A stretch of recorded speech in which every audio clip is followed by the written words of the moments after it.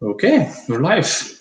Okay, well, thank you, Chad, for being part of this online AMA on product management.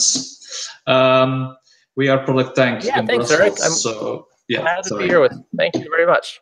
So, Chad, in let's say 5 minutes, what can you tell me about yourself? Who is Chad McAllister? So we'll start with the kind of the educational part and move forward, right? So my background originally, education-wise, was electrical engineering, and joined a small system engineering company out of college. Had a great experience with them. I was employee number 4 in the office. We had a group of about 100 people or so in Washington, D.C., and I was out in Colorado. And our office was self-contained, right? So we were independent from the other office. That created a wealth of educational opportunities for me. You know, when you're in a small environment like that, you tend to do a little bit of everything. And that gave me a good appreciation for what is necessary in a business and the sort of things that need to get done. So I love that. And we quickly turned into a software engineering company. I was there about 6 months, and we went from the original work I was doing, which was radar engineering, radar design, and turned into a software company. And I went along for the ride and really enjoyed seeing that organization grow and had a lot of good product experiences. As a software company, it turns out I'm not particularly good at programming, right? So when you do double E, you have to learn how to program. But, you know, I could sit in an office all day and probably get half as much done as our programmers on the team. But I was really good at talking with our customers. And even as a very strong introverted person, I really enjoy talking with the customers and understanding their problem and thinking about solutions with them, and then helping to guide the development team in creating those solutions. So over time, I found myself getting more interested in product work specifically. And like a lot of us that are in product management, I was a accidental product manager. You know, for 10 years of my career, if you asked me what I did, I would have told you I'm a project manager, right? I manage projects, work with the customer, work with the development teams. And it wasn't only until 10 years into it that I came to find out there was this discipline called product management. And this was quite some time ago still. And I discovered it through a professional organization, the Product Development and Management Association, PDMA. I had been involved with, for project management, PMI, the Project Management Institute. And this is just a progression of my needs, right? As a project manager over software projects, I was running into things I needed more help with. I went to try to find out more knowledge about that. Project Management Institute was really helpful to help me become a better project manager, and learned a lot about software development life cycles along the way. And then there were other things I was running into that I needed to expand my knowledge. And I thought, well, this is really more product sort of issues. And I just did a search for professional groups, right? It's like today, if someone searched on Meetup for a product group to be a part of, right, they might discover your group and discover ProductTank and what Mind the Product is doing. And I found out about PDMA. That got me into really getting grounded in the foundational knowledge. They have a certification that I studied for with a group of friends, and that was a really big aha moment for me, that there was this collection of knowledge that was actually codified, that PDMA had assembled and put together, and really helped me understand what product management was about, kind of end to end. Since then, to speed forward, I had this epic experience with my family, and not sure if RVs are much of a thing in Brussels, right? We got this motor. We have those, yeah. Okay, awesome, great. So I've spent some time in Europe, but not much. I haven't been to your area yet. In Germany, it scares me because the roads are so narrow. I can't imagine motorhomes going down the roads in Germany, but nonetheless. We had this epic experience. My wife and my 2 kids, we toured around the U.S. in a motorhome for a year and 2 weeks. And it was just to build, build experiences as a family. But along the way, I was interviewing people involved in product management, innovation, business owners, business leaders, really to get grounded with what they were doing. And at the time I had been training people, but not in really small organizations, not in really large organizations. I was trying to, just talk to people representing both. And the thought was I might write a book about these experiences later. That was ended in 2014. The book has not started yet because life gets busy and things get in the way. But I had these really delightful conversations. Be glad to talk about them sometime too. And I got back home and I missed that opportunity. And that's how the Everyday Innovator podcast started. And I think that's how, we met, was through that. And so once a week, I have the pleasure of discussing some aspect of information related to product management to really help product managers excel. What I say is helping them become product masters, really leaders of product. And I started that because I missed the discussion so much. And it's a great way for me to continue having those discussions and helping out the product management and innovation community with some really good information. So for anyone that doesn't know about that, that's the Everyday Innovator, great resource, free resource to just learn more, just like this resource here. I appreciate you doing this and sharing information too, Eric. Yeah, I'm a listener of your podcast. I really like it. I really like the insights. I have always a little notebook I listen to it when I'm working, and when I hear something that's interesting, that's just little things that I pop up, I write it down. Just maybe I can reuse it later. Maybe during all those interviews you had the last years, what are the biggest insights that you had?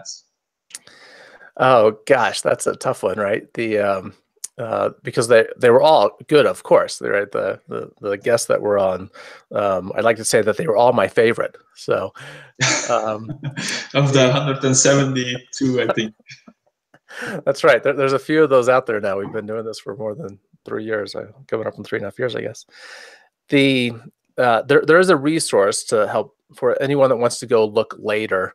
If you go to the everydayinnovator.com, and that will take you to the index page of all the episodes. So right now there's 174 posted. Next one comes out Monday morning. And at the very top there's a resource called the top 10 tools and insights from the first 100 plus interviews. And I did go through, I pulled out, because I know people just coming into the podcast to learn about this information. There's a lot there to get through. And I have had a few people have said, I've listened to every episode, which I just find amazing. But that resource is 10 interviews and the tools and tips that go along with them to really help people get grounded in some key information. So some things just to pull out of those 174. One of my favorites is with Ash Mariah back in episode 10. So he was one of the early ones. And the shortcut there is the everydayinnovator.com/010. So 010. And Ash wrote the book Running Lean. And many people are probably familiar with Ash's work. When Eric Ries wrote Lean Startup and published that was the first book of in the Lean series. And Ash and Eric know each other well. Ash wrote the second book in that series, which is Running Lean. He has since written another book, probably came out 2 years ago, called Scaling Lean. But I think Running Lean does a really good job of giving us tools to actually implement the ideas captured in Lean Startup for how do you start with some concept, right? He writes it obviously from the perspective of a startup organization, but applies really well to what we do as product managers, right? So there's some problem we identify that a group of customers have, a group of people have, and how do we learn more about their idea and validate our understanding of the idea and possible solutions with them, and then grow that into hopefully a profitable product, right, inside a business. So that was an enjoyable discussion, and some good tools came out of that. One of the tools that is in that episode, when you go to the show notes, is the Lean Canvas. Eric, have you used that before? Are you familiar with the Lean Canvas? Yeah, I've used it before. Yeah. Okay. Yeah. So you know this tool. I find it really valuable. I enjoy taking. I think it works well as a group activity. I enjoy taking groups through it to help explore a product concept. And I think of it as the minimum viable business case, right? So when we're developing products, we I use this model called the idea framework, and an idea because I need things to help me remember. Structure is helpful. So idea is an acronym. I for ideate. So when we're developing products, we first need to come up with the idea in the beginning, right? What is the thing that we're going to build? Then we move that into D, develop, actually the product development activities. We're going to make this thing real, whether that's a physical product we touch, software, a service that we provide, whatever the product is. And then the IDE, the E is for evolve. This is where we launch the product and we evolve its performance in the marketplace. We try to manage that product life cycle. And because IDE doesn't really spell anything, the A on the end is for accelerate, and that's a collection of activities to help us do our work better. And in there, the lean canvas I find is really useful. Typically, at least in larger organizations, we'll have something that looks like a business case that takes us from the ideation work, we come up with this concept, to do the analysis to justify if we move into development or not, right? Because once we move into development, we're incurring more dollars, more costs, more commitment, and we want to at least have some grounded thinking about that. And that's what the business case does for us. It helps us to justify taking that next action to say, yeah, we've identified a product concept, we validated the need for this product, we have an expectation of what the revenue looks like, what our cost structure looks like, how we're going to reach the customers with this product, what key problems we're solving, and kind of encompasses part of that value proposition. And all those things are on the one-page lean canvas, and it becomes a great tool to help you formulate that business case, and a much better collaboration tool than an actual, a lot of business cases are these 30-page documents that no one really reads. And so this one-page canvas is a great tool for us as product managers to go around to the other groups that we need support from, including our executives, and start filling in some of the knowledge that we don't yet have, or figuring out how we're going to get the knowledge about that product concept. So, and Ash helped us talk about that some in that episode, and in the show notes is a download for actually a hard to find. So I'll just highlight this. The template is easy to find for the lean canvas. The instructions that he wrote once upon a time for how to fill it in are harder to find, and so there's a link to them in those show notes too. So that's everydayinnovator.com/010. That was that episode. So we could talk a long time about episodes that stand out. That was one. I don't want to just spend time on that. So let's share that as one and go from there. Yeah, go. But do you use the lean canvas in your daily job, or do you use any other tooling? Yeah, I really like the lean canvas a lot. For people. So as an example, recently, this was a few months now, but relatively recently, one of the people that I met, I'm in the Denver area, and one of the guys in Denver gave me a call, and he at the time was looking for a product management position and wanted some advice on moving from product marketing to product management. And we talked about that some because his background was product marketing. And this question has come up a few times for me. And I regard, as I talk to people that have had that title or that role, what they talk about sounds very much like product management to me. And so typically people that are in a product marketing role are generally more involved in that, the evolve part of that model, right? Idea model, how do we manage the product in the life cycle with customers. And we first introduce it, we try to do some activities to quickly grow adoption of our product. Over time we see that mature in the marketplace because there's other competitors that come in, and we're taking actions in there to keep our product relevant. And at some time we experience this decline because other competitors have done a better job than we're willing to try to do at that point with the product, and we retire the product, right? So that's managing the market life cycle. Yeah. But within that, what a product marketer is doing is evolving often the versions of the product as it's in maturity, right? We're trying to make our product relevant still as customers change their preferences and as competitors come in and take action. And so the product marketer is trying to continue to make the product relevant. which is all the things that we do in product management and ideation and develop, right? So the skills are transferable. This is getting back to your question. We talked through this a little bit, and then he called me up a couple weeks later, said, "Hey, I actually found a job with a product marketing company. Found a job with a software company doing product marketing, and I still want to work my way into product management some." And we discussed some what he was dealing with and some ways to get there. And one key thing that we discussed was, well, why don't you create a lean canvas for the product that you're responsible for right now? That will help you get a handle on what the product is and how it's getting connected to the market, and all those financial aspects and everything, that one-page canvas. And it would be a really good collaboration tool for you to talk with others in the organization and fill in any holes in your understanding, help them understand kind of the bigger picture. And he did that, and it was such a wonderful tool for him to help him establish his really kind of credibility in this new job for him inside the company, and gave him an excuse to go meet with people he didn't know yet and talk about the product. And it's just such a great collaboration tool. And so if I'm working on something new, I put it together. My new things these days tend to be, training that I'm doing, right? So something like that. But very useful to think of it in terms of a business case and just as a collaboration tool over the aspects of your business. And it helps us not to forget some things, right? There's the 9 blocks on there dealing with the customer who we're after, right? The problem and through everything. I think from my engineering background, I tend to get kind of sucked into, I love the problem and then solutions we can bring to it. Sometimes I forget about, can we actually make money from this or not, right?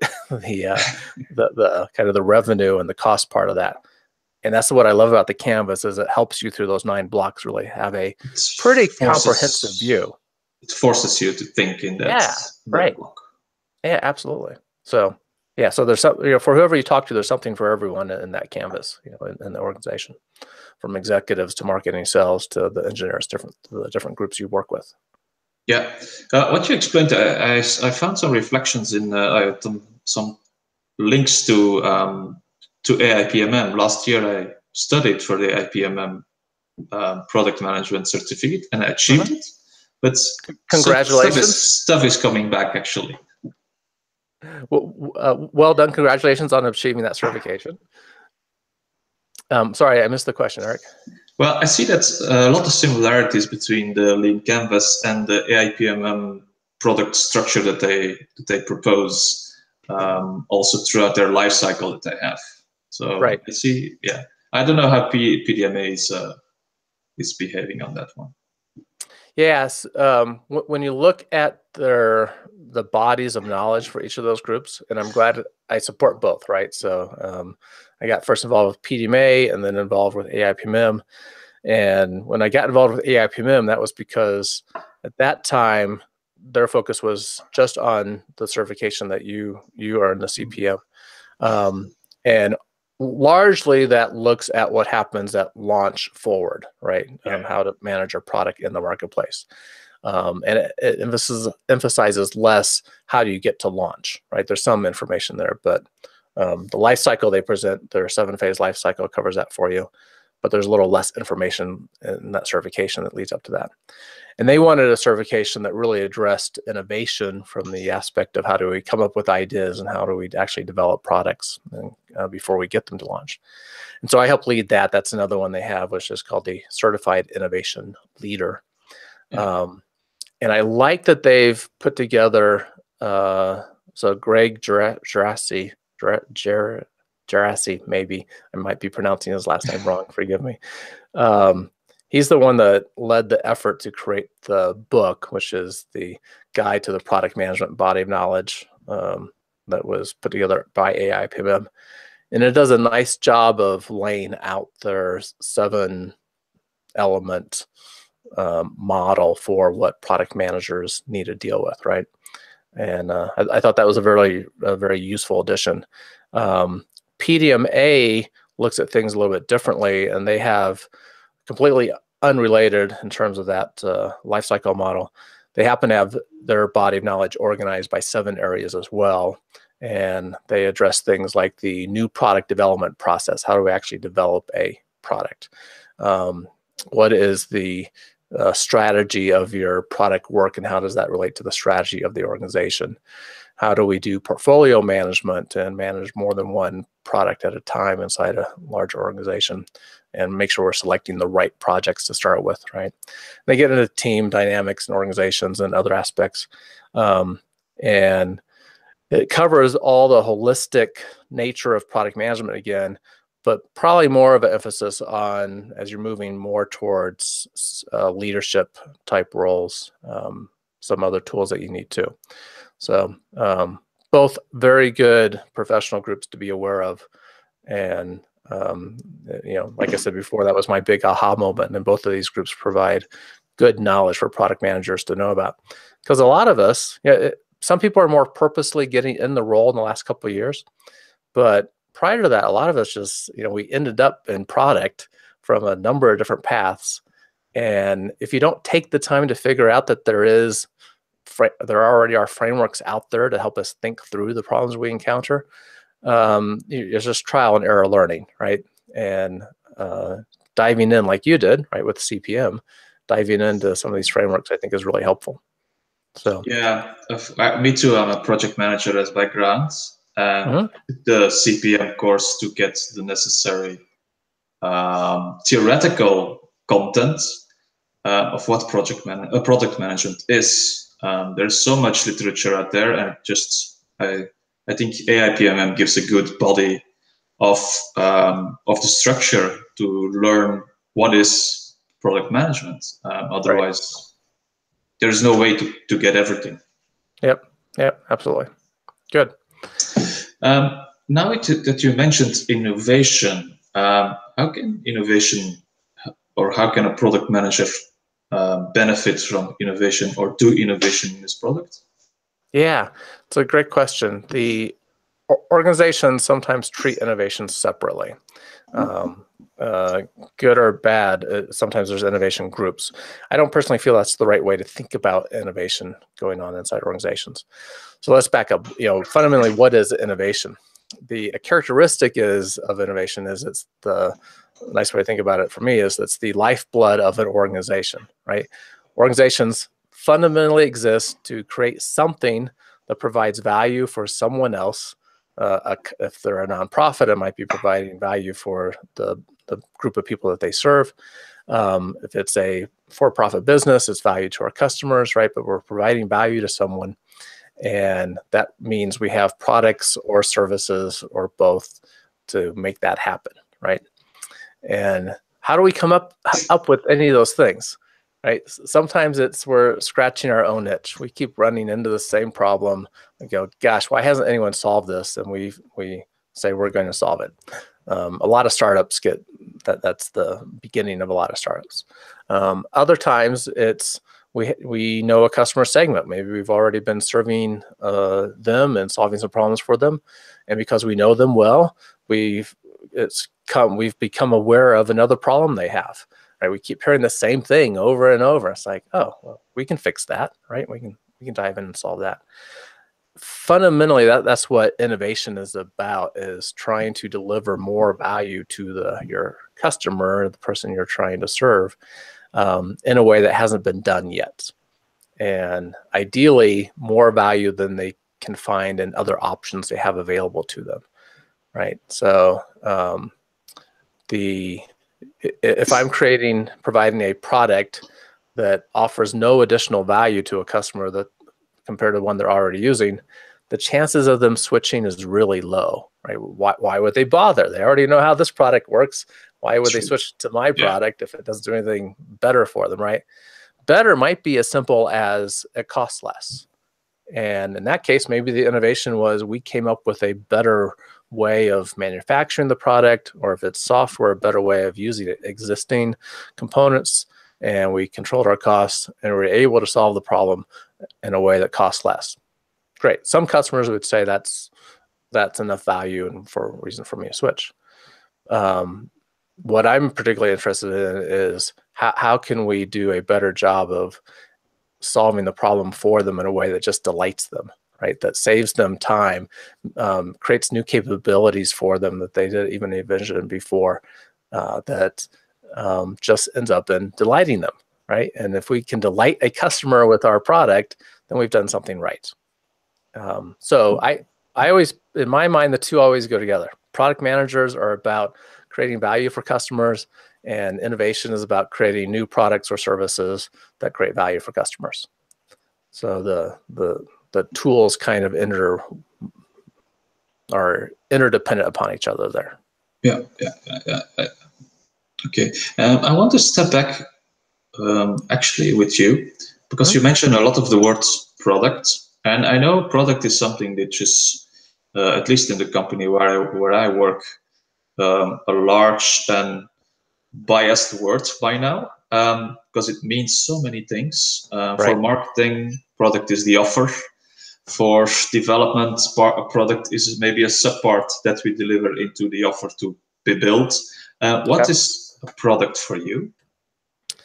So that organizational context is important, isn't it? So yeah. And tell us more about that organization, right? For my sake or anyone else. Well, I work in a consumer defense organization similar to Consumer Reports in the US, but in Europe. So our product is consumer defense. We bring out a magazine, we have a website, we have other online services. The product for our company is the subscription that a person paid. I see it differently. The product that could even be defined as a search engine on the website, or a specific functionality inside the website, which can be more or less standalone. Things like that. Yep, that's really good. I want to get back to that point about the search engine. So if I forget, remind me. So outside of that organizational context or any one specific organizational context, typically when you think about product and we read about product in literature, it encompasses that aspect of a tangible thing, something we can touch and get our hands on and interact with, whether that be a Tesla car or a tube of toothpaste or toilet paper, right? It's something that we can touch. It's also something intangible. So any services that we envision, like, I need a ride and I'm going to, use Uber and get a car to show up and take me somewhere. I need to get insurance for a new car or an apartment that I'm renting. I need to go to the bank and get a loan, right? The different services that we would encounter. So product generically encompasses all those things that we might use, tangible, intangible sort of things. Now, from a product manager's perspective, inside an organization, it gets much more interesting, doesn't it? So, so one of the people I interviewed is Ellen. She's a lot of people might recognize her. She's has some great product management experience and often writes about it, and appreciate her contributions. So she talks about her product management experience at Microsoft, and she was a product manager over the usability aspects of PowerPoint, not the overall usability, but how PowerPoint can be used for a disabled user, right? Whether they are vision impaired or hearing impaired or whatever the issue is. I know another product manager whose product was just the search capability in Microsoft Word, right? And so at that level, some of us might think of those as features of the Word product, Microsoft Word product. But as a product manager, that indeed was the product, to be responsible for the search capability, right? So organizational context matters a lot, and we need to be sensitive to that as product managers, right? We're working within the business, and our job is to, we end up being the big levers inside companies that can make a lot of difference, in part because we work with all the cross functions, right? We work with we have interactions with the executive team, we work with marketing, we work with sales, we work directly with customers, we're involved in engineering development, basically wherever we need to be. So because of that, we're really big levers to make changes and get things done. And we need to be sensitive to how these different groups think about what we might call product, right? Yeah.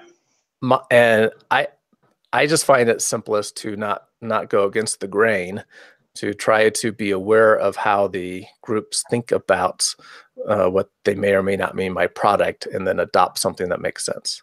So one place this has often come up is when people think of the MVP, right? So the minimum viable product, or as I like to think of it, as the minimally valuable product, right? We have something that creates value again.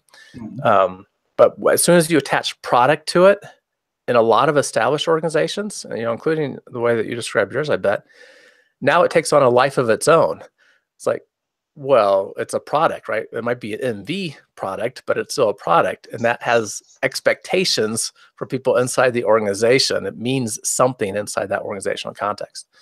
So more and more people are talking about the MVE, the minimal viable experiment, because that just works better inside their organization. So it's a good point you raised, that product can mean many different things. It might be a feature like search that warrants being a product. It may very well be a set of APIs, and have investigated that lately, that products as APIs themselves certainly make sense. It might be something bigger, like the service that your company provides, the consumer reports type thing, a subscription. So I think what's helpful there is just be sensitive to how people are using the word inside your organization, and then adopt something that makes sense for what you need to accomplish. And maybe you're doing experiments more than working on an MVP. Maybe you're pursuing a feature, or maybe you're pursuing a product. Did that end up going in a place that helped answer the question? It really answered my question. Product is so, since in some companies, product is so sensitive, has so many labels, so many definitions, that it's hard to really get into one level. Another question linked to this, maybe linked also to the interviews you had. What are the biggest trends in product and product management you have seen over the last years throughout the interviews you did?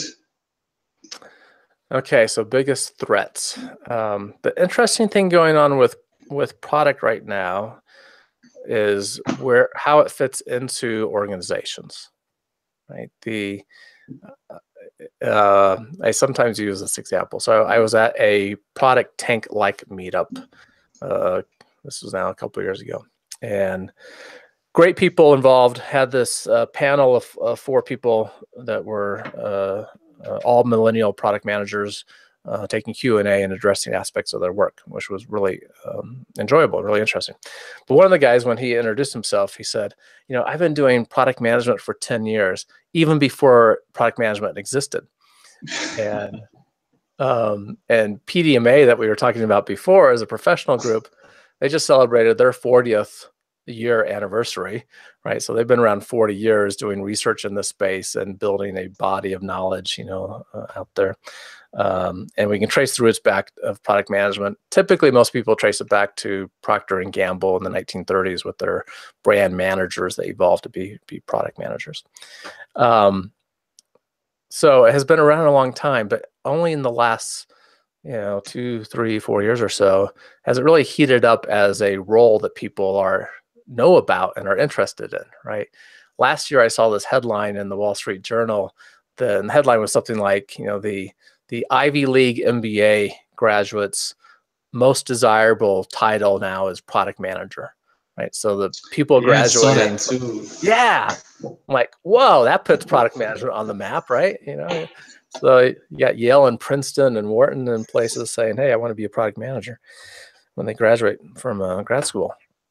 And so we've seen it heat up a lot as a discipline. And because of that, I think how it fits into organizations is kind of changing rapidly. And so one issue is just how are companies using product management? And in the past, it's often been maybe ping pong between being aligned with marketing or being aligned with engineering. And if you're inside an engineering-driven company like Cisco, maybe you, as a product manager, you probably are responsible to the executive VP of engineering, right? And that's where you line. If you're inside a more marketing-driven organization, then you probably are, aligned with a CMO or marketing VP. More recently, we're starting to see it show up other places, and I think that's probably healthy. I had a person in Silicon Valley that's really well connected with what's going on from a product perspective in Silicon Valley, that's shared that the two most influential roles now inside startups is the founder, the CEO, and the product manager. And there was some survey, I forget who did this, I saw just a couple of months ago, that the product managers in Silicon Valley are now the highest paid role after the CEO or executive team. So product managers are making more than software developers, which from a product management perspective is encouraging to see. But we're seeing product management align more with the executive function, right? And sometimes that means they report into the CEO. Sometimes they report into a innovation officer or a product VP or executive VP. And I think, I don't know if I would classify this as one of the biggest issues going on, but where product management lives inside the organization is evolving and changing, and seems to be in general changing in positive ways. And I think that's a useful discussion to have for an executive team about where does product actually live. I am at a product camp this Friday, so 2 days from when we're recording this. And have you ever been to a product camp? No, sorry. So have you heard of product camps before? Yeah, I've heard of product camp. Okay, yeah. So it's an unconference format typically. Rich Marinoff, who's written much on product management and talked a lot, he's the one that started these things. They're independent now, self-running, but basically a group of people show up right for a unconference, and they either ahead of time or there often they decide on the topics to explore and vote on what's going to be presented. The product camp I'm going to is in Denver, Rocky Mountain Product Camp, and they do the voting ahead of time. So for 2 weeks before the product camp, you can nominate sessions and do voting. So this is how I know I'm doing a session. So the topic I wanted to explore is one that has come up with companies I've been talking with lately, which is, what does the organization need to know about product management? More organizations seem to be asking right now, what does it mean to be product driven, and how can we make better use of our product capabilities and product assets? And I had a great conversation very recently to help me prepare for this discussion. I just want to lead a discussion with the people that come to the session at PCamp, and she's inside a large organization and was talking about how she's responsible for product, how the executives prior to her joining the organization, product wasn't really in their purview, right? When you look at the composition of organizations, the product people is a really small percentage compared to what usually gets executives' attention, right? Usually sales and marketing is the biggest component of any organization, right? So maybe 40%, somewhere in that ballpark of the employees in an organization are sales and marketing. Engineering might be around 20% or so, about half that. Even for a 100% startup, that would be reasonable. And then you end up with product people, right? And so I've looked at different numbers, but say it's a 100-person company, maybe we have 4 product people, right? So 4%. In her organization, several thousand people, it's about 2.3%, right? And so for a lot of executives, it's just off the radar, right? Sure, we have product managers, they must be responsible for something with their product, but they're not engaged with them on a regular basis typically. They're concerned about sales and marketing and generating revenue. And yet, these product managers are really big levers inside the organization that if we can make better use of the product managers, we can get more out of marketing and sales, because hopefully we're developing the right value, right? Delivering more value for our customers. And so this topic came up was, what is it that organizations really need to know about what we do as product managers? And thought that would be interesting for us to explore at PCamp. So if you don't mind me asking you a question, yeah, sure. How does product then fit into your organization? What do you think like the executive team knows about product management, or how product works around your organization? I can ask you in 2 words. 1 word, nothing. Oh, isn't that interesting? Yeah, it's something we started. Actually, I started thinking about product management inside the organization 4 years ago. It took me 4 years to get up to the CEO, to get him to listen. The CEO is listening. Now it's going. Now we need to have the directors below the CEO also listening. But which is harder? They're there for the last 30 years or 20 years. So they are completely against product management. Don't mention the word product, because then you're in conflict with marketing, who is calling product their offer, etc., etc. So we build a whole document about product management. What is product management? How we can build it into the company without naming it product management, but we split it into business services and technology services, also to avoid the name product. Right. Yeah, but it's hard. It's a battle. It's a daily battle to do this. So you're being a little stealthy there in how you present it to the rest of the organization, right? Which I think is wise, right? You have to figure out some way, kind of the Trojan horse approach to how can we help us be more successful, and do it from this product perspective. Because officially I'm a project manager inside the company. I'm not a product manager, but I do my projects on a product management way. Trying to teach the company that there's other things than just classical project management. Right. Yeah, absolutely. And for me, that was always, as a project manager, we're often handed a set of requirements and we manage to that scope of work, right?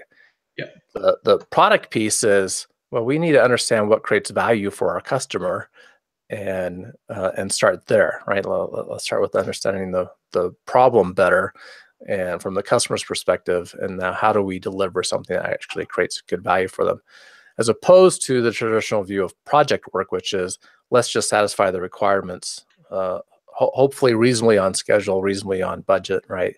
And we've done a good job, and yet we may not actually be creating value for our end user.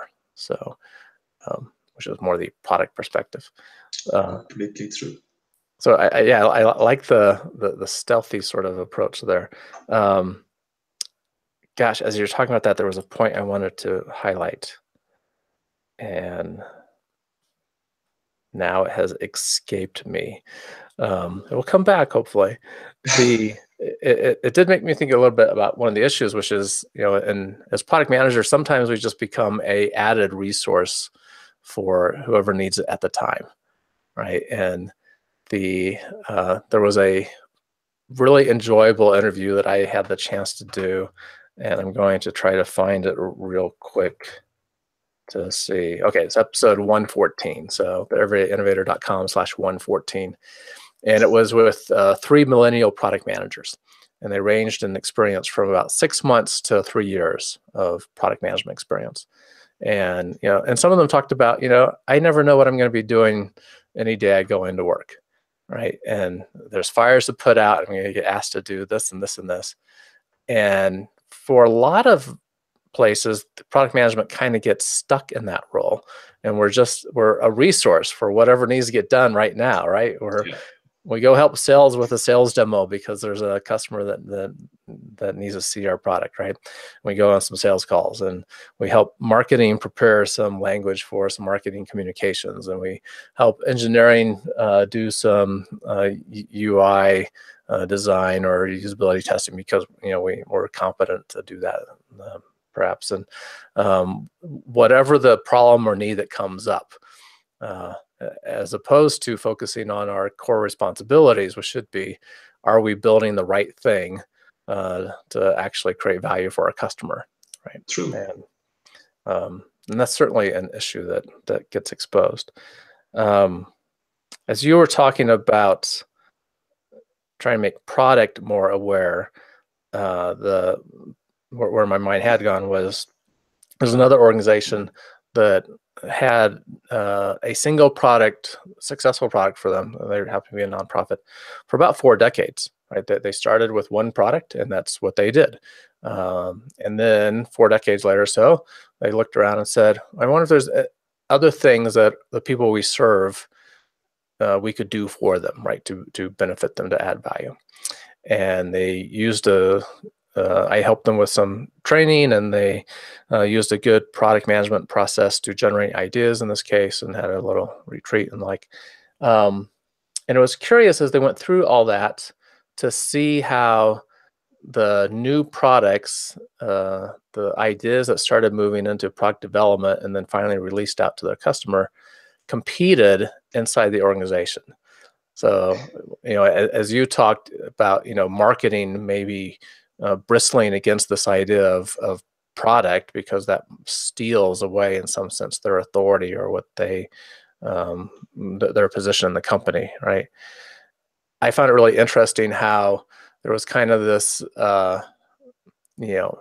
antibodies inside the organization that were wanting to push out this new product, which was amazing and offered good value, good benefits for the people they served, because it was not the core product that they've had for 4 years, right? Yeah, completely agree.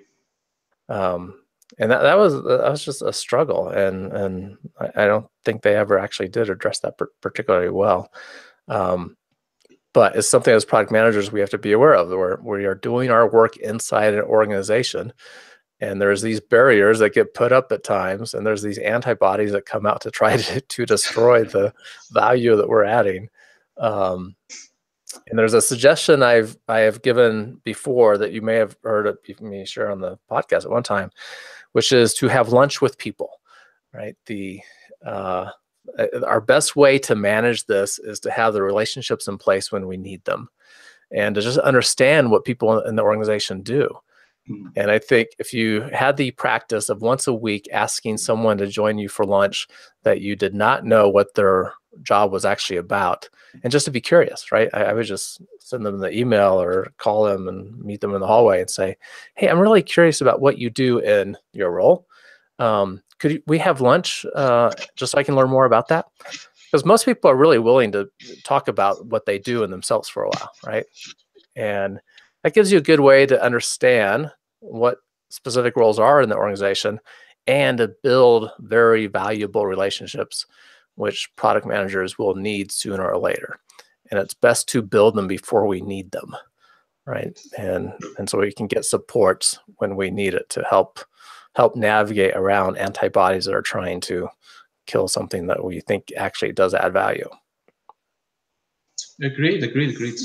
I have a question from one of our viewers. Okay.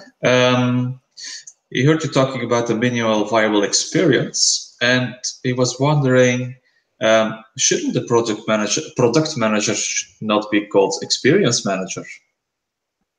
So there's been some discussion in different places about, is product manager the right name for our role or not, right? About what we do. Sometimes the criticism is on the management part or manager part, and that we're actually leading product efforts or leading things. First, the sensitivity in that context that I was addressing was just product carries a lot of weight, and inside some organizations, we immediately think of some organizations, we're going to go through some kind of stage gate process. We have to get through the first gate review with a committee before this product can even be considered for doing any real work on it. And that just stalls activities. So we're more sensitive, and we call it something else if we're just trying to do what an MVP was created for, quickly test some ideas and see if we can provide value to customers, right? And not get bogged down and because we don't even know if it's going anywhere yet. We're trying to just test some ideas. should we be managers of the customer experience? That was the listener's question, right? Well, no, it should be called an experience manager instead of a product manager. Yep. Again, I think the organizational context is what is helpful here. But I think the point of, are we involved with the customer's experience and their satisfaction with the experience they have from our products is pretty important, because this is how we grow organizations, is by creating satisfied, happy customers, and the experience that they have with our products, with whatever we're providing them, is what leads to more customers, right? And hopefully we are able to satisfy our customers through that experience, and they recommend us to their friends, and we say, hey, that was a good thing. If you want to make a case for calling our work as experience managers or experience leaders or something like that, that would probably play in some organizations for sure. So I tend not to get too caught up on names, at least not at the moment. So the product management has been around for so long, and yet it just has recently been discovered as a thing. So I'm kind of happy with pushing that forward at the moment, but adopt it as needed inside your organization for what makes sense. So, yeah, I think so too. Whatever the name of the role is. Yeah. One version of that is the growth hacker, right? Inside some organizations, we have growth hackers, which are really product marketers inside other organizations. And it's just what makes sense. Yeah, it's how you fill in that role. Like me as a project manager, I do a lot of product management, but my title is project manager. So Yep. And whenever you look at the surveys on what people's titles are, they're all across the board, right? A good number of them are project managers, but the last one I saw, Pragmatic Marketing, does one of these surveys every year, the pulse of product management, and that's usually one of the questions is what is your title? What's your job title? Well, they have a whole list of things, business analyst, project manager, engineer, developer, blah, blah, blah. 20% of the answers are something else, right? After this whole list of things it could be, 20% respondents say, I'm a product manager, but my title is something than any of those things. So we go by a lot of titles. Yeah. Maybe I can go to some of the things that you have on your website, because I was quite interested in how you become a product master. I saw that you have some type of coaching to make product managers even better. Right. So I started thinking about this. It was just a random collision of things, right? In part, it was the podcast that I was doing because I wanted to bring information to the product management community.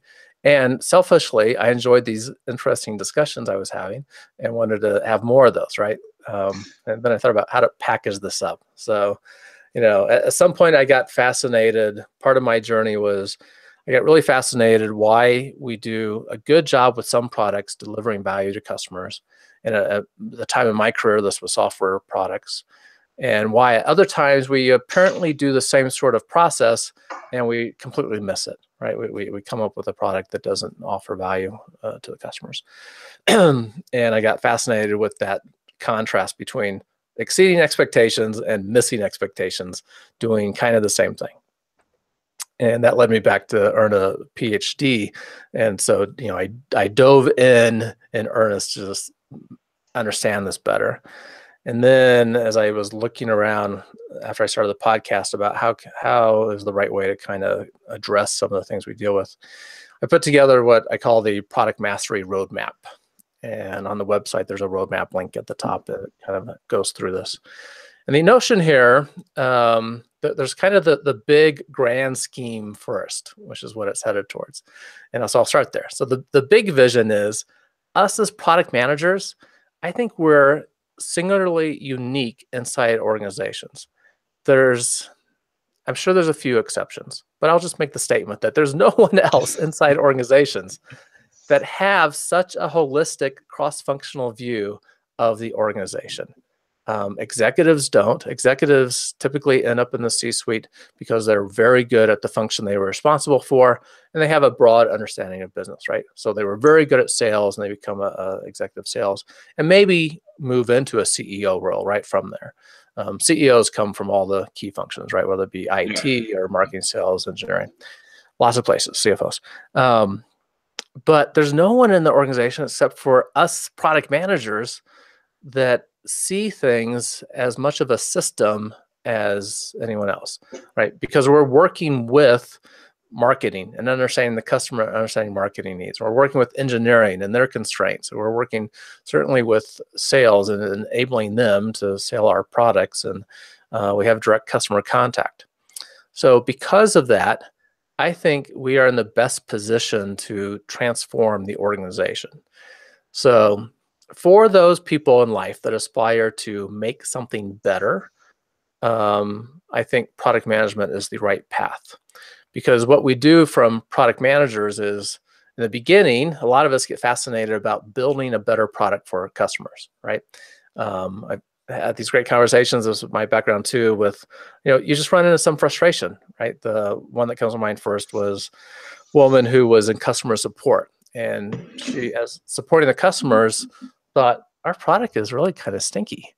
It's there's some things we could do to make this so much better for the customer experience. Going back to experience, that we really need to do, and that led her down a path to become a product manager for another company because they weren't interested in in that sort of thing. So we start as product managers.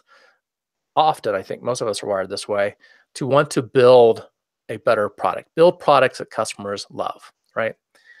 And because of that experience that we work cross-functionally, over time, we build influence with others in the organization. Over time, as that influence increases, I personally think we're uniquely positioned to build a better organization. Mm-hmm. And ultimately, to me, that's my grand vision of being a product master, is being able to build a better organization. And better to me means lots of things, right? It's a better place to work. It's a work environment that we love. It's people that we like to work with. It's creating interesting products to solving problems that we are passionate about, serving customers in a way that is meaningful, and creating an organization that people like, right? That's the grand vision. Right? How do we get there? Well, the product mastery roadmap kind of leads through steps. And it addresses our key issues, right? So at the bottom level, often when we get into product management, we just kind of feel overwhelmed, right? It's, the millennial interview I did with the person working, 6 months as a product manager. I don't know what I'm going to be doing at work today. I'm always overwhelmed. And getting some tools under your belt, and that's where I introduced the IDEA framework, ideation, develop, evolve, accelerate. Just getting a framework under your belt about what goes on in the work that you should be doing, that's huge, right? It kind of builds your base, builds your foundation. And then I find the next level up is just getting frustrated because you now know what is possible, and you want to have more influence. When I ask product managers why they got into product management, the two most frequent answers, that gets expressed lots of ways, but the two most frequent themes are, I want to build products customers love, and second, I want to have influence in the organization, right, in some sense. And we need influence to be successful in our jobs. And as we know, as product managers, we are clearly not the mini CEO of anything, right? We have no actual authority over anything, but we got to have influence. So you build this base, you see what's possible. My next level up is you become frustrated because you don't really have the influence that you need. And influence comes by doing the right thing, keeping your promises, keeping your commitments, working cross-functionally, building that network, that professional network that you need, taking people to lunch, understanding their role, and having credible ways to demonstrate your commitment to the profession. And so just like you earn the CPM, I think this is a good place where certifications fit, to say, okay, is a certification going to help me get another job? In our work right now, probably not, right? You as a project manager, if you, at least in the US and a lot of the Western part of the world, if you have a certification from the Project Management Institute, that will open doors for you, because you see job announcements all the time that will say, you need to be PMP certified for this job, right? Same in Belgium. Yeah. Okay. Yeah, and over in England it's Prince, so the princess, right? So we don't see that happening much in product management. Occasionally, I'll see something that says the MPDP from PDMA is preferred. And the only reason is because the person writing the job announcement had the MPDP. And I know this because I've asked at times. And they said, that was really valuable. I want someone who, if they don't have it yet, I want them to be willing to go through it, right? But we don't see that a lot. But it gives you people who do the certification, the feedback I get most is it built my confidence. Right. I did something that wasn't easy. I had to, just like you had to go through, learn all that information, take an actual exam to demonstrate your knowledge of it, and earning it builds your confidence. And you have a good story to point to now. You can talk through with someone, well, these were the things I learned. These are the things I became more knowledgeable about. And this is how it impacts my work, right? So that is a way to ease some of the frustration and help with the influence. And then the next level up I talk about is we just start feeling constrained. We have to do more in less time. And when I first envisioned this level of the roadmap, it was really about focusing on kind of small, specific tools that we need from time to time. And I've changed my thinking some to simplify this, to think about, well, the path that we're on, if we're going from building better products to building a better organization, if that's the path that we're on to really being a product leader in the company, what we need a better understanding of is how to move into leadership roles, how to talk like executives, how to have influence at that level. And so a lot of that has to do with really communicating as a leader and acting as a leader. And I think that's how you get unconstrained and leverage yourself even more. And then at the top level, so I view all this as moving towards mastery, right? You earning the certification, that was a big step in you becoming more competent and having more influence. And that's a step towards mastery, right? Yeah. And some people will say, hey, I took a step and I'm having more influence. I feel better, more confident in myself. And that's great, right? Huge improvement. Again, grand vision, some of us should go from building better products to building better organizations. And the top level directly addresses that. How do you transform the organization? And that connection came out of inadvertently my dissertation chair, Dr. John Latham. He, after he was my chair, he went and did a lot of research at the time with it was the Montfort School of Business at University here in Colorado, on how do high-performing organizations achieve higher performance. And for 20 years or something, he had been involved with the Malcolm Baldrige Quality Award. And in the U.S., Baldrige is it's not just an award that you can get from the federal government on really excelling in your industry, but it's a framework for how do you achieve higher performance, right? How do you operate as an integrated system, as an organization, to do a better job? And he's taken his research that he did in that area and his experience, wrote a really good book, and is now helping companies do exactly that, transform their organizations for higher performance. So that's at the top of my pyramid, and his body of knowledge and collection of tools. Yeah. So in a nutshell, I made this a really long answer, sorry. No, I found this very interesting, actually. In a nutshell, this move from product manager to product master, it simply means a product master is someone who's going to be influencing and leading product in the organization.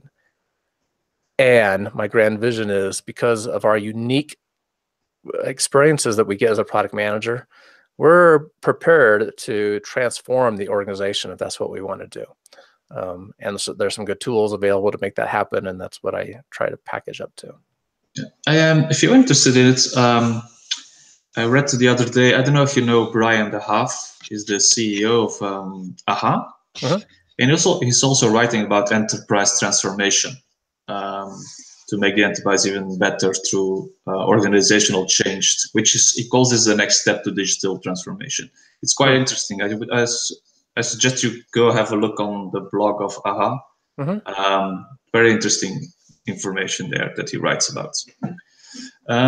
I have a couple of questions, and one, I'm going to take the first one that links directly to what you've been mentioning. For someone coming from project management and working as a beginner in product management, what are the courses, beginner courses, certifications to take? Yeah, so that was my story, right? So I evolved as I ran into my needs. So I started leading a small software team and developing a product for a customer, and I had that direct customer interaction. So I was, in a sense, the surrogate for the customer, right? And represented the customer to the team. So the first thing I didn't know enough about was various software development life cycles, and was certainly familiar with the traditional waterfall, but knew that we needed other help. And so I did a deep dive into that, learned about lots of options. And before Agile was a thing that was talked about, we ended up coming up with a very Agile approach. We ran on a 2-week sprint. We called them epicycles because we didn't know what a sprint was yet. And we had a lot of customer interaction. We had customers showing up in our facility, sitting side by side to engineer at times, walking through user interfaces together and co-designing. We were doing pair programming before extreme programming talked about it, just because we found it worked at times, right? Not for everyone. It was kind of personality dependent. Some people, it worked better for them to program in pairs.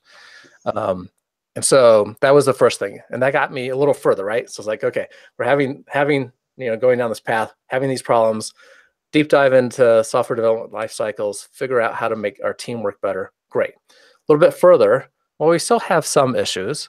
And some of those issues seem to come from a project management perspective. And I thought, well, if I knew more about the tools of managing a project, maybe that will help, right? So I got aligned with Project Management Institute and learned about their body of knowledge. And indeed, that helped some and helped me think about just, straightforward things like how to better build a Gantt chart to help organize our work, and how to help people, monitor and control what we were doing so we kind of stay on track for what we were expecting, and doing this inside our Agile sort of environment, making those things kind of fit together. So that was real helpful. And I earned the PMP through that, really just to have it, right? There wasn't anything particularly driving me to do it. I just thought, yeah, it's probably not a bad thing to have on the resume since I'm learning about all this already. So I did. And then, so certainly competent in project management at the time. And then there were still some things that were coming up that project management did help me answer questions to. They don't talk about interacting with customers in the sense of understanding their problem, right? Of doing any kind of customer research, whether it be contextual inquiry and doing interviews, or ethnography, user observations, and understanding problems like that, about pricing issues and how we might come up with pricing for a product, and certainly what marketing needs might be, and working with sales and different aspects. So that led me to PDMA, which was my first step.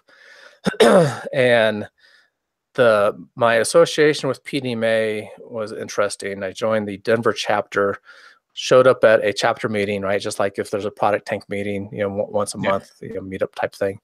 And there were 7 people there that night, and the chapter was about to fold. Literally, the person organizing it said, "Yeah, I don't think we're going to meet anymore." 5 of us that showed up that night decided to rebuild the board and try to make something out of this. And in a few months, we had 40 to 60 people coming to a product meetup, these things, which was just great. What I love so much about PDMA, and I've talked with Eric Martinson, one of the co-founders of yeah, exactly, right, and all the ProductTank work. And ProductTank is focused on digital product management. That's kind of the hot thing, and perfectly respect that. as we talked, we both shared our stories about how much value we found in interacting with product managers in other industries and how that has helped us think better about what we're doing, right? So even though I'm a software, my background is software product management, digital product management, being able to talk to someone in building supplies, right, and how they do customer research and how they come up with products and how they manage them in the marketplace, that was really interesting. And I love that about PDMA because it had people from multiple industries involved. That made for interesting discussions. Because we were rebuilding the chapter, we said, okay, what is PDMA about? And they had, how do they think about what product management is? And they had the certification called the New Product Development Professional, the NPDP. And so all of us on the board said, well, why don't we earn that thing? Because at least then we'll know how PDMA thinks about product management. So that's what we did. We put together our own study group, read all the materials they told us to, talked about it, right, and took the test.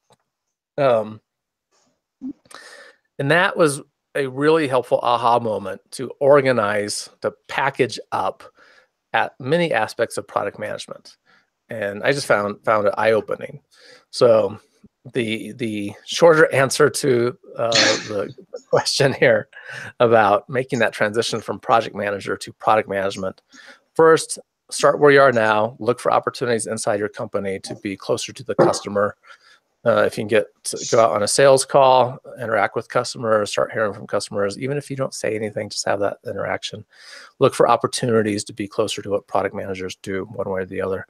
And then I would look into a certification to help you get grounded into things. The certifications, like you are in the CPM, which does not, as far as I know, I don't think it has a minimum experience requirement. Which is helpful. No. It exposes you to a nice framework and see what goes on. Same thing if you're more involved on the fuzzy front end, the innovation aspect. Same thing for the certified innovation leader that I was involved in with AIPMM. The NPDP, you need 2 years of experience and some sort of product work to get there. Now, as a project manager, that was easy. I had 10 years of experience doing the things they asked about. I was just a project manager. I was still had the experience. So I find that just helpful to get your hands around a framework. It's the reason why I created that idea framework, right? And I have an online course for that because taking a certification seemed to be a deeper dive for some people, right? And I couldn't convince people to just jump in and do that. So it's like, okay, well, just get this really broad foundation. And it turns out the idea framework covers everything that is in those certifications, just different levels of detail in places. And it's just again, we need to get our hands around the full breadth of what product management is about, right? From idea through managing products in life cycle. So I would suggest to the person, follow your lead, look into the CPM and see what they think about that. And I don't want to be self-serving at all, but check out the idea framework, on my website and see if it looks like something to help or not. So, yeah. And I want to add to this, next offline session, we are hosted by Vlerick Business School, who have a 4-day product management course that they will introduce as well. So, excellent. I think the last question, it's a little bit linked to your experience. How do you feel product management matching to agile development? I'm sorry, how's it matching to agile development? Agile, yeah, product management and matching to. Okay. So this is an evolving space inside organizations, right? So typically when we look at how products got developed, which is where agile fits in. So when we're actually developing products, and I don't want to say the old way of doing this, but the traditional way of doing this was a planned driven approach, right? Where we understand the problem up front as best as we possibly can, come up with the requirements that we are going to address in our solution for writing software. What are the requirements for the features? And then we build the solution and we test it and turn it over to our customers, our users, right? So interesting thing about that, we typically call that a waterfall approach. And when you and for a lot of people, waterfall is a bad term. It's like, oh, don't do waterfall development, right? The reason why we say that it's a bad approach is because when we have tried to do waterfall, in that straight sense, we end up with projects that take twice as long and cost twice as much, more times than not. And it left us feeling like we had this understanding of what we needed to solve in the very beginning. Then we started working on that, and we weren't staying close to customers or our users. And we knew that understanding was evolving. We didn't understand it perfectly, but we weren't going back to kind of solve this problem. So a lot of us were uneasy with that. And it's interesting when you go back to the original source of the waterfall methodology. This is all the way back in 1963. A guy, I forget his first name, Dr. Royce, wrote the first paper. The last paragraph of this is a short 6-page paper. The last paragraph says, and if all we do is, understand problem, do requirements, design, implement, test, deploy. If that's all we do, we're going to end up with projects that take twice as long and cost twice as much, which is what we have all found out since then. And he advocated for we needed iterations between each of those steps. We needed to have the customer involved all the time. So it's interesting that somehow we ended up with this waterfall thing that originally was designed to be much more agile in practice. And so the Agile Manifesto fundamentally just addresses some of the key problems, right? We should be closer to the customer. We should be designing something of value to them, not something that we had requirements for, worked on for 18 months, and then delivered to them that doesn't really meet their needs anymore, right? So as organizations are adopting Agile, they're fundamentally putting it into the development part of the work, right? So we still often, at least in medium, large organizations, we still are working within a stage gate sort of context. That just means we're doing work in phases, and we're having some kind of gate reviews, which basically is authorizing with the leadership team, approving that we continue on to the next stage of work, right? As we've overlaid Agile practices onto that, it's more often than not in the development aspect. How do we actually make the thing real, right? And we're doing the ideation work, understanding the problem, the customer, who our customer is, what problem they have, validating our solution to that, potentially outside of the Agile development tools, right? Outside of Scrum. But this all varies greatly, right? I have an interview that would help. Let me find that real quick or semi-quickly.